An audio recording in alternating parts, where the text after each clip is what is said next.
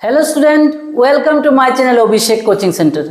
Student last ভিডিওতে আমি 2.1 complete করেছিলাম এবং আই হোপ তোমরা ভালো করে করেছো এবং বুঝেছো। আজকে আমি 2.2 এর প্রবলেমগুলি সলভ করছি। তাহলে আর দেরি না করে শুরু করে দিই, ঠিক আছে? আচ্ছা, এখানে ফার্স্ট যে কোশ্চেনটা আছে, এখানে 6টা কি আছে? কোয়াড্রেটিক পলিনোমিয়াল আছে। 6টা কি আছে? কোয়াড্রেটিক কেন? দেখো, পাওয়ার হাইয়েস্ট পাওয়ার কত আছে? 2। সবগুলোর মধ্যে হাইয়েস্ট পাওয়ার 2। এই কারণে পলিনোমিয়ালগুলি কোয়াড্রেটিক পলিনোমিয়াল। আমাদের কি বার করতে লাগবে? আমাদের 0 বার করতে লাগবে। আচ্ছা, এখন 0 বললে আমাদের মনে হয় এই 0-র কথা, কিন্তু ব্যাপারটা কিন্তু এরকম না। মনে করো x - 5 = 0। তোমাকে কোশ্চেন করলো এই পলিনোমিয়ালটার 0 কত। এর মানে কি জানো? x এর জায়গায় তুমি কত বসালে সবটার ভ্যালু 0 আসবে। তাহলে x এর জায়গায় নিশ্চয়ই 5 বসালে 5 - 5 কত আসবে? 0। এর মানে এই পলিনোমিয়ালটার 0 কত? 5। 0 ভ্যালু কিন্তু 0 না। 0 বলতে কত বসালে কি হবে? আনসারটা 0 আসবে, ঠিক আছে? এরকমভাবে আমাদের এই 6টা কোশ্চেনের কি বার করতে লাগবে? 0 বার করতে লাগবে। আফটার দ্যাট আমাদের 2টা ফর্মুলা এখানে অ্যাপ্লাই করতে লাগবে অ্যাকর্ডিং টু দ্য কোশ্চেন। এখানে কি বলেছে? কোশ্চেনটা কি বলেছে? জিরোসগুলি বার করার পরে একটা ভেরিফিকেশন চাইছে। ওইটা কি? The relationship between the zeros and the coefficient. এখন জিরোস আর কোফিশিয়েন্ট, কিসের কোফিশিয়েন্ট বলছে আমি ক্লিয়ার করে তোমাদের আগে কোশ্চেনটা একটু বুঝে নাও, তারপরে আমরা শুরু করছি।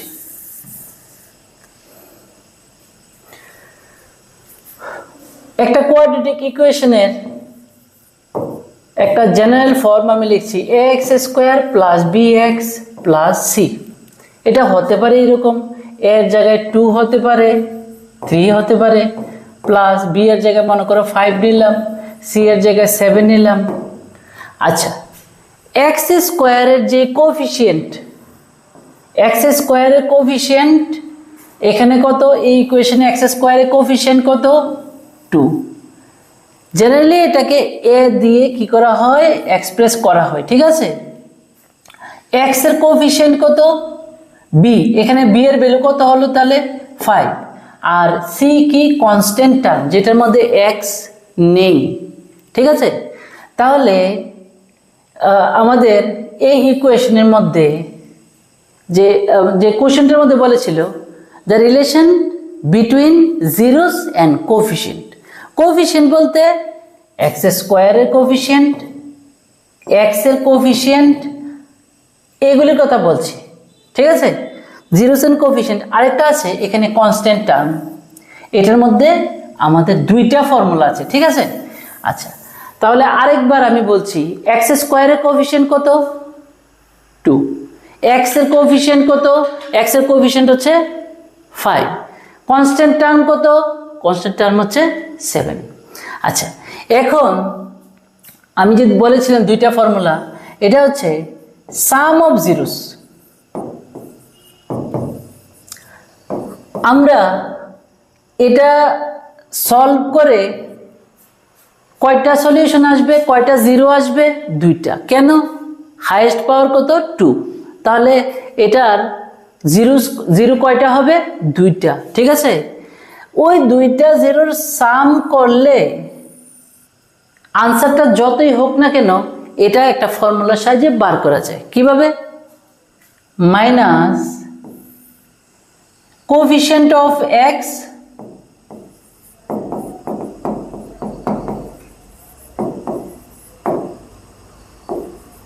Divide by coefficient of x², ঠিক আছে?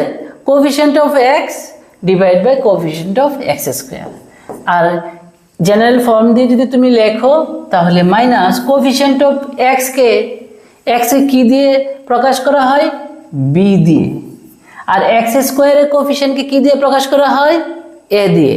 তাহলে -b/a, ঠিক আছে? আর আমাদের এই অঙ্কটার মধ্যে যদি আমরা যদি লিখতে চাই বি এর ভ্যালু কত হবে 5 আর এ এর ভ্যালু কত হবে 2। ঠিক আছে, আমরা যখন প্রবলেমগুলি করব তখন একদম ইজি হয়ে যাবে। আমি একটা ফর্মুলা লিখলাম। ফার্স্ট অফ অল তোমাকে কিন্তু এটা মেমোরাইজ করতে লাগবে। ঠিক আছে, sum of zeros equal to minus উপরে এক্স নিচে এক্স স্কোয়ার, এইভাবে মনে রাখতে পারো, উপরে এক্স নিচে X square, coefficient of X divide by coefficient of X square. ফর্মুলাটা খুব ভালো করে মনে রাখতে লাগবে। আর এটা হচ্ছে product of zeros, product of zeros. এটা কি হবে, নিচে যেটা ছিল কোফিশিয়েন্ট অফ এক্স স্কোয়ার, এটা সেম টু সেমই থাকবে, কোফিশিয়েন্ট অফ এক্স স্কোয়ার, এটা চেঞ্জ হবে না, কিন্তু উপরে কি থাকবে কনস্ট্যান্ট টার্ম। ঠিক আছে, এই হলো আমাদের দুইটা ফর্মুলা। তো আমি আবারও বলছি, এগুলি একটু মুখস্থ করো। প্রোডাক্ট অফ জিরোস কি হবে, constant term divide by coefficient of X square. ঠিক আছে, এবার আমরা আমাদের কোশ্চেনগুলিতে যাই। ফার্স্ট যে কোশ্চেনটা ছিল, এটার মধ্যে ছিল x square minus 2x minus 8।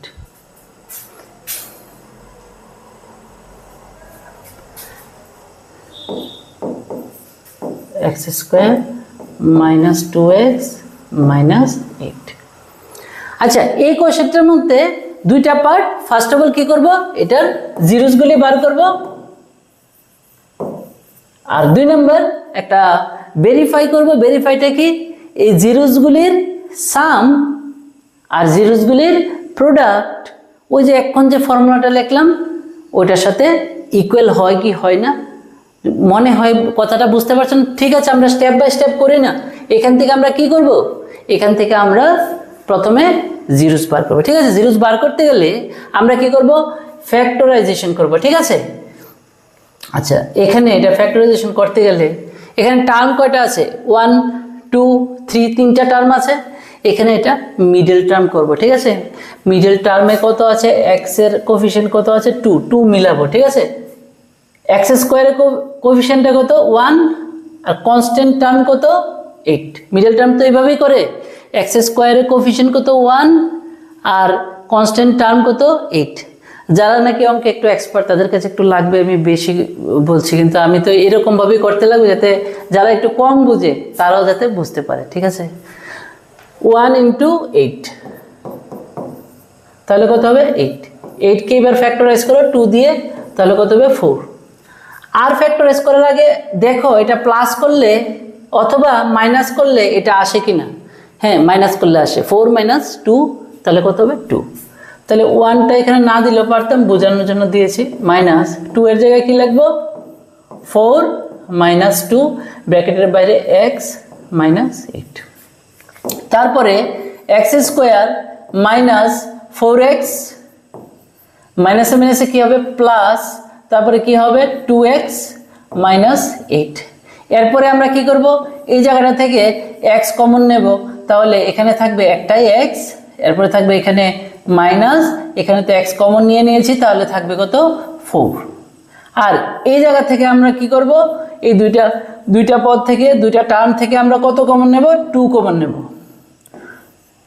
2 common নিলে এখানে থাকবে কি x, আর এখানে তো 8 আছে, 8 আছে মানে কি 4 × 2 আছে, তাহলে আমরা তো 2 কমনই নিয়ে নিলাম, তাহলে থাকবে কত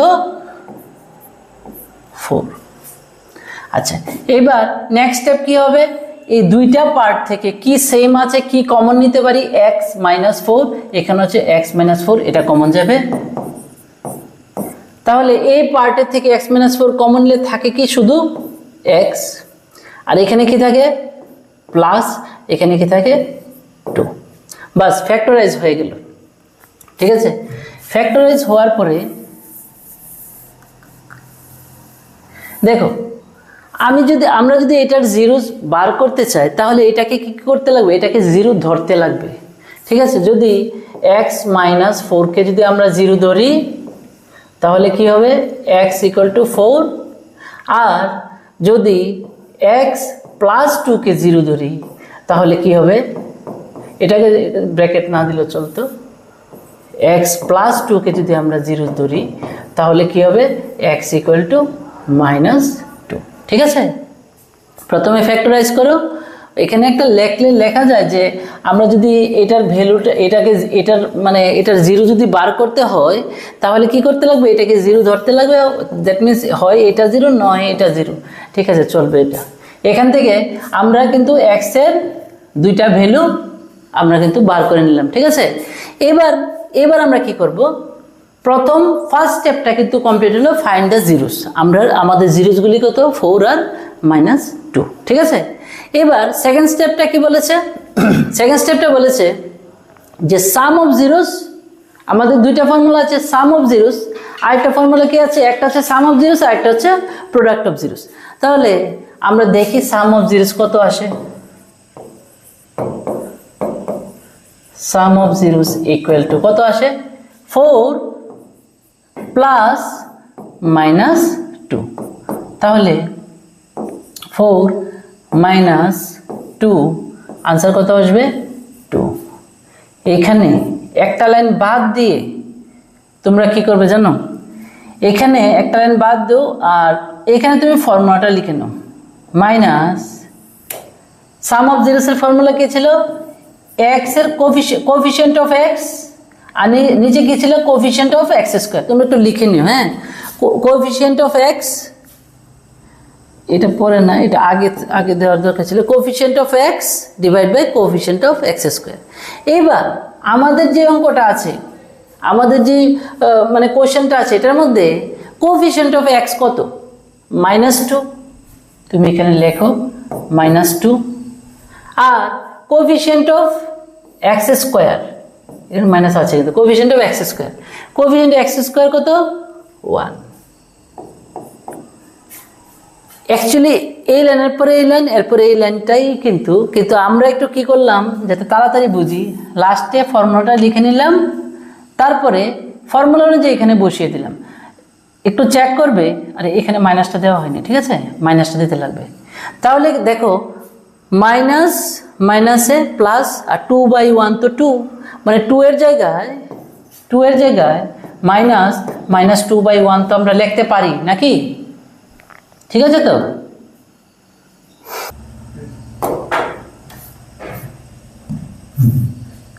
আচ্ছা, তাহলে আমাদের কি হলো যে এখানে আমাদের মানে ফার্স্ট, আচ্ছা এটা 2 ইকুয়াল টু মাইনাস, আবার -2/1 লিখলে কি হবে, মাইনাসে মাইনাসে প্লাস 2/1 তো 2ই। তাহলে আমাদের ফার্স্ট ভেরিফিকেশন কিন্তু কমপ্লিট, যে সাম অফ দ্য জিরোসের যে ভ্যালুটা আসলো যে 2, অ্যাকচুয়ালি 2 এর জায়গায় আমরা ফর্মুলাটাও লিখতে পারি। এখানে কি বুঝতে অসুবিধা, একটু ক্লামজি হয়ে গেছে,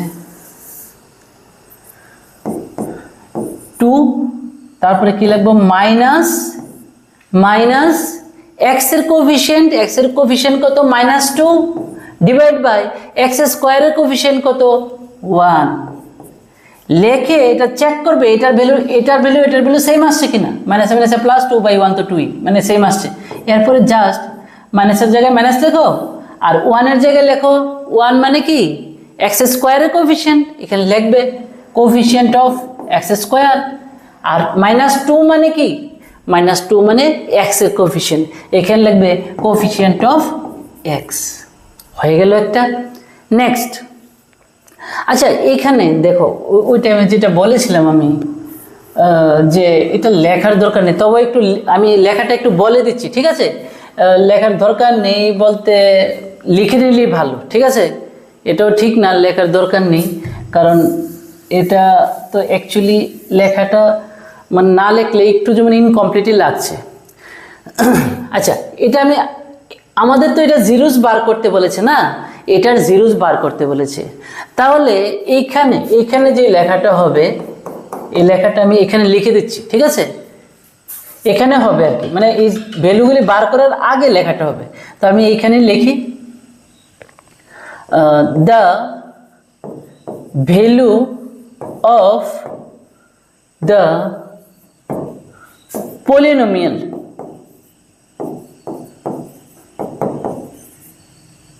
polynomial x² minus 2x minus 8 equal to 0 when এটা equal to 0 or এটা equal to 0.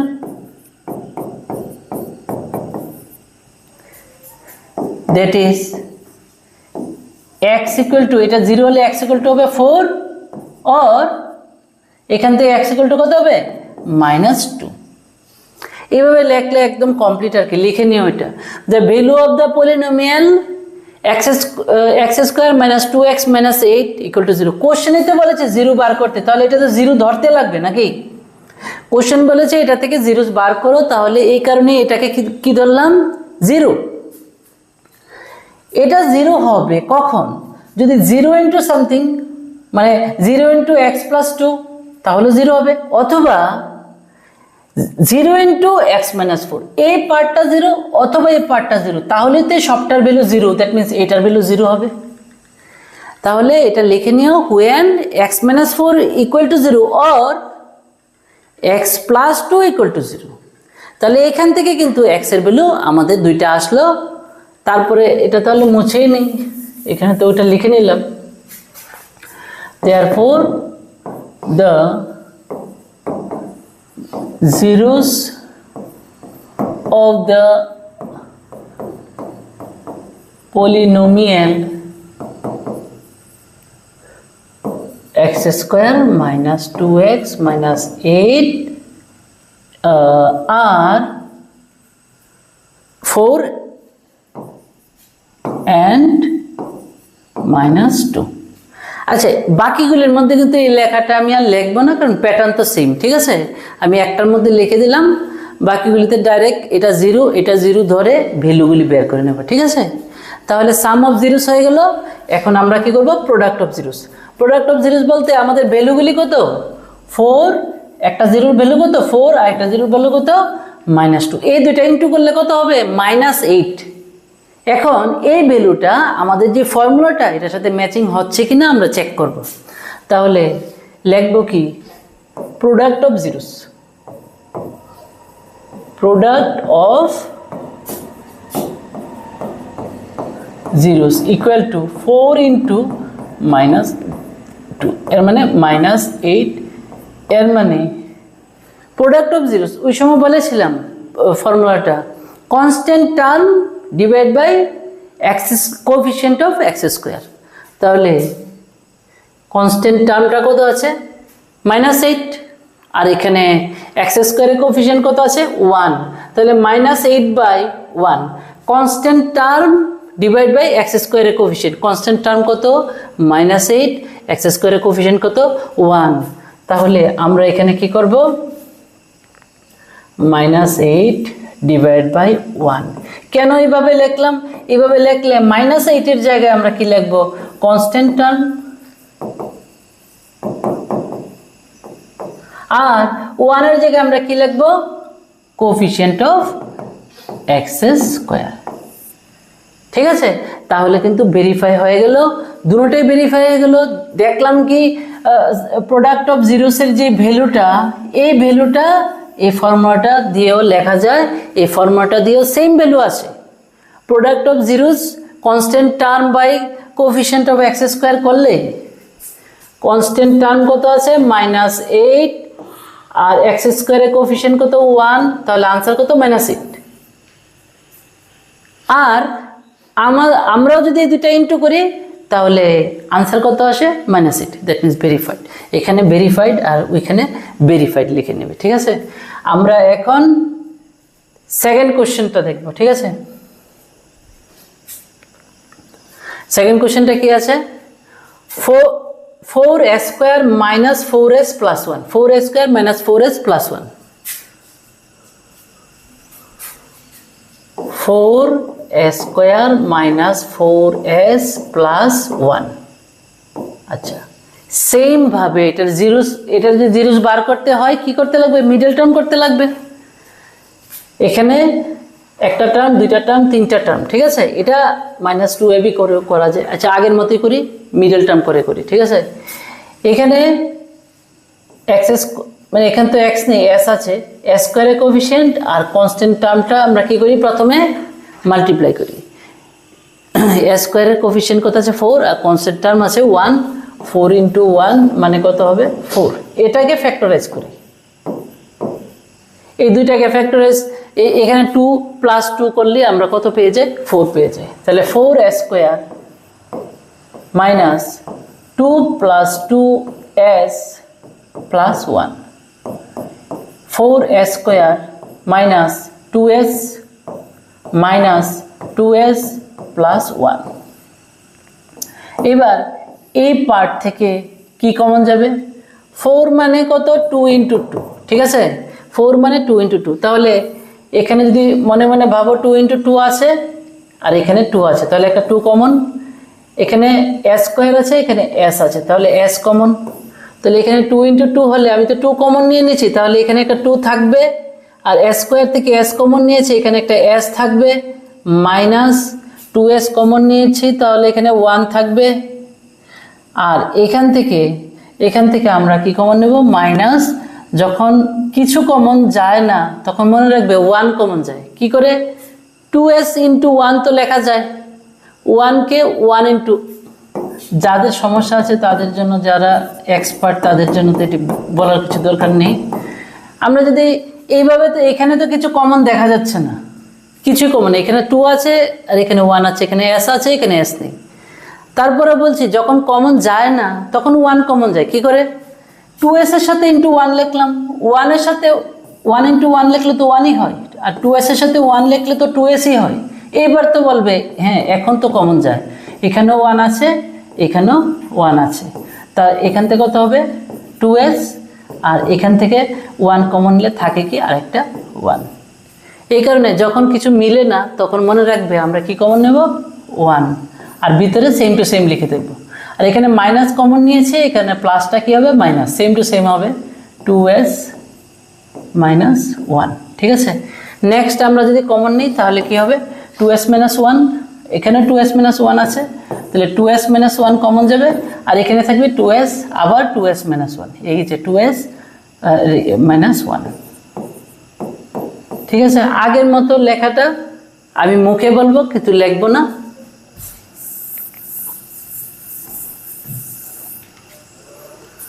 The value of the polynomial 4s square minus 4s plus 1 equal to 0 when 2s minus 1 equal to 0 or 2s minus 1 equal to 0। দুটোটা তো একই result আসবে আমরা বুঝতেই পারছি। তো এখান থেকে 2s equal to 1, s equal to 1, 2টা কি ইন্টু থাকলে ডিভাইড হয়ে নিচে যাবে, সেম ভাবে 2s equal to 1, s equal to 1/2, ঠিক আছে। তাহলে s এর ভ্যালু কত আসলো, হাফ আর হাফ, ঠিক আছে। লাস্টে আমরা কি লিখবো, therefore the zeros of the polynomial 4s square minus 4s plus 1 are half, half। এবার sum of zeros, এবার আমরা কি করব, sum of zeros equal to half plus half, half plus half করলে 1 আসবে। এখন আমাদের যে ফর্মুলাটা, ওই ফর্মুলাটা দিয়ে 1 আসেনি, দেখো তো, এটা থেকে মাইনাস x এর কোএফিশিয়েন্ট, মানে x না, এবার হচ্ছে s, s এর কোএফিশিয়েন্ট কত আছে -4, ডিভাইড বাই s স্কয়ারের কোএফিশিয়েন্ট কত আছে 4, মাইনাস এ মাইনাসে প্লাস, আর 4/4 কত 1, এই যে হাফ প্লাস হাফ ও 1, আমরা জিরোস বার করে প্লাস করে 1 আসছে, ফর্মুলা দিয়েও 1 আসছে, দ্যাট মিন্স ভেরিফাই হয়ে গেল। এখন কি করে করব, এখানে 2 এলসিএম করেই করো, এটা দিয়ে ডিভাইড করো, 2 দিয়ে 2 কে ডিভাইড করলে 1, 1 দিয়ে 1 কে ইনটু করলে 1, প্লাস 2 দিয়ে 2 কে ডিভাইড করলে 1, 1 দিয়ে 1 কে ইনটু করলে 1, that means 2/2, that means 1, minus x এর coefficient of s, coefficient of s, এবার x লিখবে না কিন্তু, coefficient of s divide by coefficient of s square. দেখো তো মিলে কিনা, কোএফিশিয়েন্ট অফ, আর এখানে একটা লাইন পরে হবে এটা, ঠিক আছে, একটা লাইন পরে হবে, একটা লাইন পরে হবে। এখানে minus coefficient of S, coefficient of S কত? -4। কোএফিসিয়েন্ট অফ এস স্কোয়ার কত? 4।